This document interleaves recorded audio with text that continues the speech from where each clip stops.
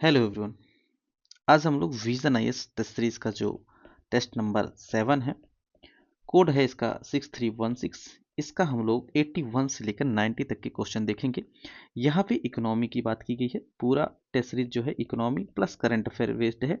ठीक है, तो चलिए देखते हैं इन 10 क्वेश्चनों में से आपके कितने क्वेश्चन यहाँ पर सही होते हैं। आजमा लीजिएगा आज आप लोग कि कितनी अच्छी आपकी इकोनॉमी की तैयारी है। ठीक है, तो पहला क्वेश्चन अपना है कि प्रति व्यक्ति आय के संदर्भ में निम्नलिखित कथनों पर हमें विचार करना है। ठीक है, पहला कथन है कि इनकी गणना जो है आमतौर पर सकल घरेलू उत्पाद को कुल जनसंख्या से विभाजित करके की जाती है। दूसरा है, यह प्रायः भिन्न भिन्न विभिन्न समूहों के बीच आय के वितरण की असमानता को छुपा देता है। हमें यहाँ पे सही कथन बताना है।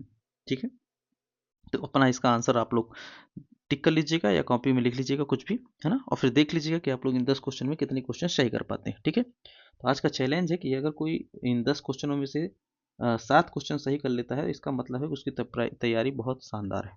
ठीक है ना। ठीक, तो इसके आंसर की यदि हम बात करें तो इसका जो आंसर बोल रहा है आपका कि इसकी गणना में सकल घरेलू अनुपात में जनसंख्या को विभाजित करके किया जाता है, तो बिल्कुल सही है कि हाँ, जो सकल घरेलू अनुपात से हम जनसंख्या में विभाजित करके किया जाता है। ठीक है, दूसरा है कि आय के वितरण की असमानता को छुपा लेता है। ये बिल्कुल सही है कि इतना बड़ा पूरा जीडीपी हम लोग लेते हैं, तो उससे जो प्रति व्यक्ति किसी आय की, जैसे हम लोग पूरा जोड़ लिए, अब हर व्यक्ति की सेम तो नहीं हो सकती, तो छिपा सकता है। ठीक है, तो इस हिसाब से ऑप्शन नंबर इसका सी हो जाएगा। ठीक है, अभी आपको यहाँ एक चीज़ कमेंट करके बताना है कि प्रति व्यक्ति आय क्या होती है, और जो हाँ, प्रति व्यक्ति आय क्या होती है, ये आपको बताना है। ठीक है ना, ये तो हम गणना बता दी कि जीडीपी से आप जनसंख्या घटा देंगे तो आ जाती है। ठीक है, नेक्स्ट क्वेश्चन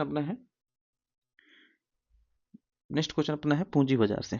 ठीक है, पूंजी बाजार के संदर्भ में यहाँ पे हमें निम्नलिखित कथनों पर विचार करना है।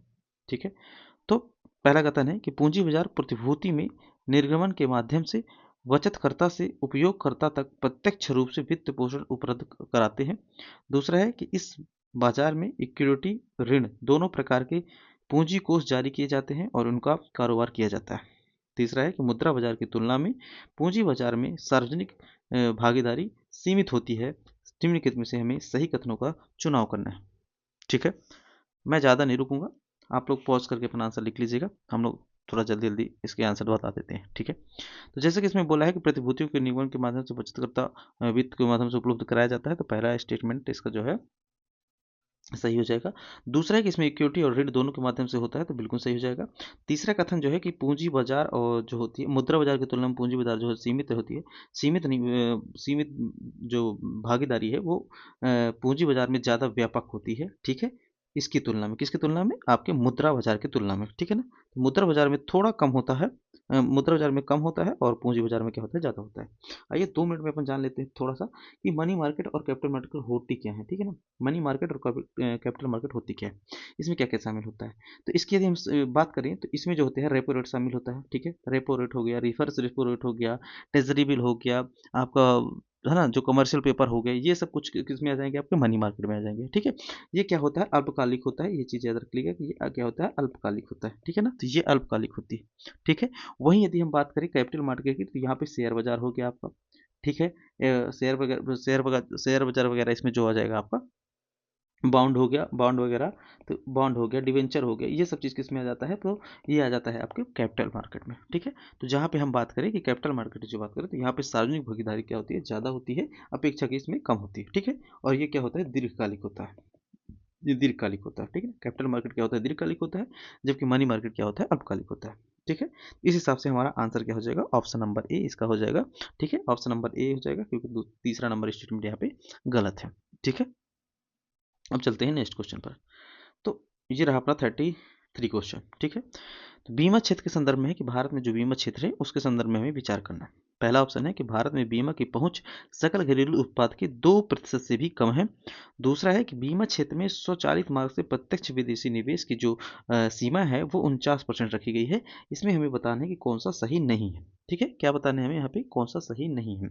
ठीक है, तो यदि हम इसके जीडीपी की बात करें, तो जो बीमा क्षेत्र का जीडीपी में योगदान है वो 2024 में कितना था, 3.7 था। वहीं हम 2021 की बात करें तो वहाँ 4.2 था। तो अगर हम 2024 की बात करें तो यहाँ पे क्या देखी गई, गिरावट देखी गई, ठीक है। लेकिन 2% से भी कम नहीं है, ये गलत है, क्योंकि 3.4% अभी अपना जीडीपी का कुल रखता है, ठीक है। तो पहला स्टेटमेंट गलत हो जाए। दूसरा है आपका कि ये स्वचालित मार्ग से प्रत्यक्ष जो एफडीआई है, वो बोल रहा है कि प्रत्यक्ष मार्ग से क्या होता है 49% रह जाता है। नहीं, इसे 2021 में बढ़ा करके कितना कर दिया गया है, 74% कर दिया गया है। और वर्तमान सरकार इसे क्या करना चाह रही है, 100% करना चाह रही है, ठीक है। तो अभी इसमें कितना है, 74% है, इसलिए ये भी गलत हो गया और पहला नंबर भी गलत हो गया, ठीक है। पहला नंबर क्यों गलत हो गया, क्योंकि जीडीपी कितना शामिल है, 3.7 शामिल है, और इसमें एफडीआई कितना है, 74% है, ठीक है। तो इस हिसाब से दोनों कथन गलत हो गए। तो हमें क्या बताना है, सही नहीं है, तो दोनों ही इसमें सही नहीं है, ठीक है। ठीक है ना। अब चलते हैं नेक्स्ट क्वेश्चन पर। नेक्स्ट क्वेश्चन है अपना कि सूक्ष्म एवं लघु उद्योग जो होते हैं एमएसएमई के बारे में हमें यहाँ पे बात करना है, ठीक है। पहला स्टेटमेंट है कि जो एमएसएमई का, एक मिनट थोड़ा जूम कर लें, इसमें बोला है कि जो एमएसएमई के वर्गीकरण में केवल वार्षिक कारोबार को आधार पर किया जाता है, जो वर्गीकरण किया जाता है वो केवल वार्षिक आधार पर किया जाता है। दूसरा है कि बृहद उद्योगों की तुलना में निवेश की गई प्रति इकाई पूंजी पर अधिक रोजगार के अवसर सृजित करता है।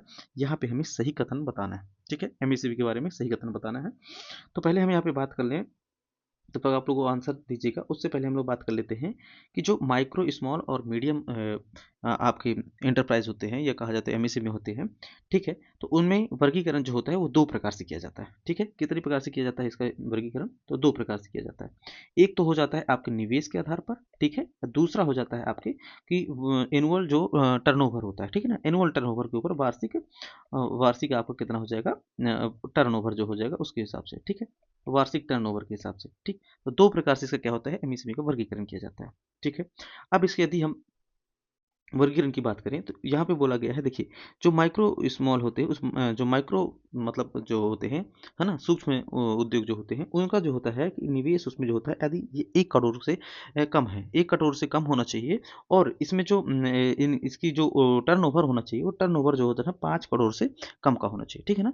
तो 1 करोड़ का निवेश, यहाँ पे हम थोड़ा सा एक चार्ट बना लेते हैं फटाक से, एक चार्ट बना लेते हैं, ये है, ये निवेश का चार्ट है, ठीक है।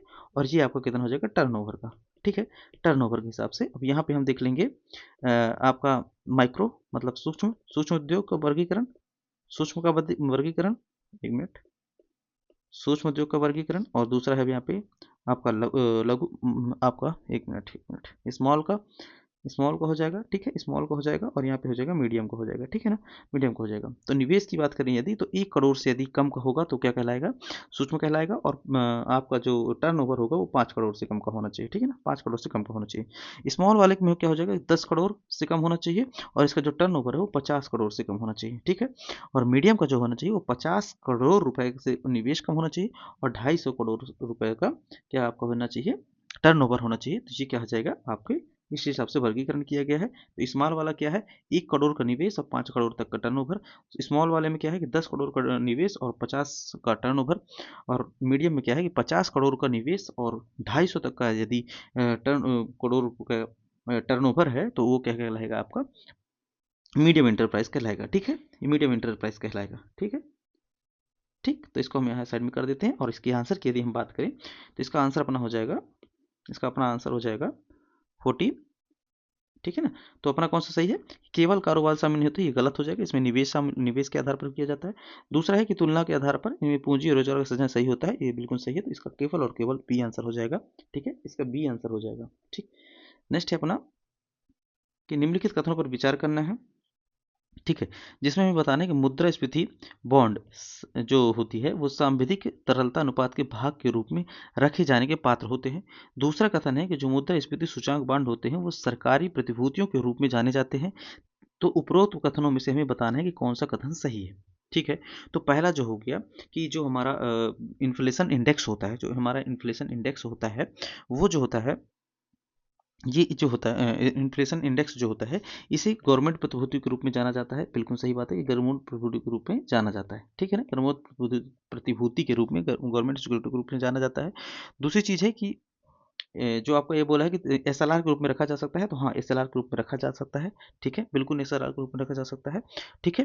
तो इस हिसाब से इसके दोनों क्या हो जाएंगे, कथन और निष्कर्ष दोनों सही हैं, तो ऑप्शन नंबर ए सही हो जाएगा, ठीक है ना। ऑप्शन नंबर ए सही हो जाएगा। नेक्स्ट है अपना कि पीएम स्ट्रीट बिल्डर जो योजना रहे है ना, पीएम स्ट्रीट बिल्डर आत्मनिधि जो है, या पीएम स्वनिधि योजना जिसे हम कहते हैं, तो पीएम स्वनिधि योजना के बारे में आपको बताना है और सही कथन बताना है। ठीक है, तो पहला है कि जो स्ट्रीट वेंडर है को संपार्श मुक्त मतलब गिरवी नहीं रखना होता, ठीक है ना। तो कार्यशील पूंजी ऋण तक पहुंच की सुविधा प्रदान करने के लिए केंद्र क्षेत्र की योजना है, ठीक है ना। तो जो संप्राश्र फ्री होता है, कोलेट्रल फ्री होता है ना, और कार्यशील पूंजी में ऋण तक पहुंच सुविधा देता है, ठीक है ना। तो कार्यशील पूंजी में ऋण तक पहुंच देता है और केंद्रीय क्षेत्र की योजना है। दूसरा स्टेटमेंट है कि रियायती ब्याज दरों पर 1 लाख तक का आरंभिक कार्यशील पूंजी ऋण सुविधा प्रदान करता है। हमें यहाँ पे सही कथन बताना है, ठीक है। तो जो स्ट्रीट बिल्डर योजना है वहाँ पे 10,000 तक का लोन दिया जाता है, ठीक है। कितने तक का? 10,000 तक का लोन दिया जाता है। और इसमें लगभग अभी तक कितने 50 लाख लोग इससे क्या हो चुके हैं, लाभान्वित हो चुके हैं, ठीक है ना। इससे अभी तक कितने लोग लाभान्वित हो चुके हैं, तो 50 लाख लोग इससे लाभान्वित हो चुके हैं, ठीक है। अब इसमें जो एक सब्सिडी ब्याज दी जाती है, सब्सिडी के रूप में इसमें ब्याज दी जाती है, कितनी परसेंट दी जाती है, तो 7% की इसमें ब्याज दी जाती है सब्सिडी के रूप में। दूसरी चीज़ यहाँ पे इंपॉर्टेंट है कि यदि आप डिजिटल भुगतान करते हैं, डिजिटल लेन-देन करते हैं, तो उसमें सरकार आपको 1200 तक का, कितना 1200 तक का प्रत्येक वर्ष, 1200 तक का प्रत्येक वर्ष आपको क्या देगी, कैशबैक देगी, ठीक है ना, कैशबैक देगी, ठीक है। ठीक है, तो और ये पूरी तरह से क्या है, केंद्र क्षेत्र की योजना है, ठीक है, केंद्र क्षेत्र की योजना है, क्या है, केंद्र क्षेत्र की योजना है। तो पहला नंबर हो गया कि ये कोलेट्रल फ्री होती है और केंद्र क्षेत्र की योजना है, बिल्कुल सही बात है। और कार्यशील पूंजी के लिए होती है, ठीक है ना। जो कोरोना टाइम में जो मजदूर वगैरह लोग क्या हो गए थे, बेरोजगार हो गए थे, उनको रोजगार देने के लिए ये योजना शुरू की गई थी, ठीक है। तो एक 10,000 तक का है, दूसरा जो बोला 1 लाख, तो ये गलत हो जाएगा। पहला नंबर इसका सही हो जाएगा, केवल और केवल इसका एक आंसर सही हो जाएगा, ठीक है ना, केवल और केवल एक हो जाएगा, ठीक है। नेक्स्ट क्वेश्चन अपना कि सार्वजनिक निजी भागीदारी के तहत राज्य के निर्माण के लिए हाइब्रिड यूनिटरी मॉडल जो है, ठीक है ना, हब मॉडल जो है, वो निम्नलिखित कथनों में से हमें सही कथन बताना है कि क्या है सही कथन, ठीक है। तो इस मॉडल के अनुसार सरकार वार्षिक भुगतान के माध्यम से पहले 5 वर्ष में परियोजना लागत का 50% योगदान दे देती है। दूसरा कथन है कि जो अपना हैम्प है, ठीक है ना, हाइब्रिड इन्यूटी मॉडल है, यह एक सड़क निर्माण करता सड़क का निर्माण करता है, लेकिन उसे टोल संग्रह के माध्यम से अपने निवेश को वसूलने की अनुमति नहीं होती है। इसमें हमें सही कथन का बताना है, ठीक है। तो जो हाइब्रिड इन्यूटी मॉडल होता है, इसमें क्या होता है कि सरकार जो होती है कि कोई प्राइवेट सेक्टर हो उसे को ठेका दे देती है, ठीक है ना, और उसमें वित्त का भी सहयोग करती है। जैसे पीपीपी मॉडल होता है वो पूरी तरह से दे देती है सरकार। तो पीपीपी मॉडल के तहत क्या होता है कि उसमें पूरा निजी कंपनी निर्माण करती है, उसी का टोल मतलब खुद वसूलती है, और सरकार को फिर कुछ दिन बाद जो एक टाइम पीरियड होता है उसके बाद क्या कर देती है, वापस कर देती है, ठीक है। लेकिन हाइब्रिड मॉडल में ऐसा नहीं है। हाइब्रिड मॉडल में थोड़ा क्या किया गया है कि निजी भागीदारी तो रहेगी, लेकिन उसमें सरकार भी कुछ मदद करती है।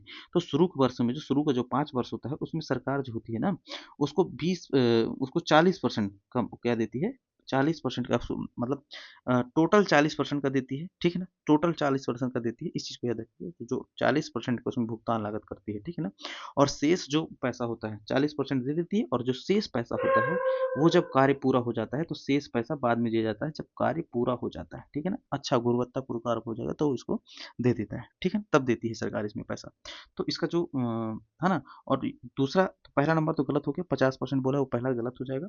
दूसरा नंबर सही है कि इसमें जो टैक्स वसूलने का है, यहाँ पे टैक्स वसूलने का कार्य इसको नहीं दिया गया है, ठीक है ना, पीपीपी में है वो, इसमें नहीं है। हाइब्रिड में टैक्स वसूलने का काम इसको नहीं दिया गया है, तो इसका ऑप्शन हो जाएगा बी, ठीक है। अब नेक्स्ट क्वेश्चन है अपना कि पार्टिसिपेटरी नोट जो होती है, पी नोट्स के बारे में यहाँ पे क्वेश्चन है, ठीक है ना।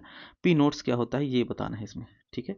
तो पहला है कि विदेशी क्षेत्राधिकार में सेबी में पंजीकृत विदेशी संस्थागत निवेशक एफआईआई द्वारा जारी किए गए एक डेरिवेटिव लिखत है। दूसरा कथन है कि पीएन जो होता है, मतलब पी नोट्स जो होते हैं, वो निवेशक के अंतर्गत भारतीय प्रतिभूति का स्वामी होता है। दूसरा है कि तीसरा अपना स्टेटमेंट है कि पी नोट जो होती है वो स्वतंत्र रूप से व्यापार योग्य होते हैं और इन्हें आसानी से एक निवेशक से दूसरे निवेशक में हस्तांतरित किया जा सकता है, ठीक है। तो हमें यहाँ पे सही कथन का बताना है। तो पहला है जो कि इसे सेबी नियंत्रित करती है और एफआईआई द्वारा जारी किए जाते हैं, बिल्कुल सही है, पहला स्टेटमेंट तो सही है, ठीक है। बात आती है दूसरे स्टेटमेंट की। तो दूसरे स्टेटमेंट जो होता है कि इसमें प्रतिभूति खुद मालिक ये नहीं होते।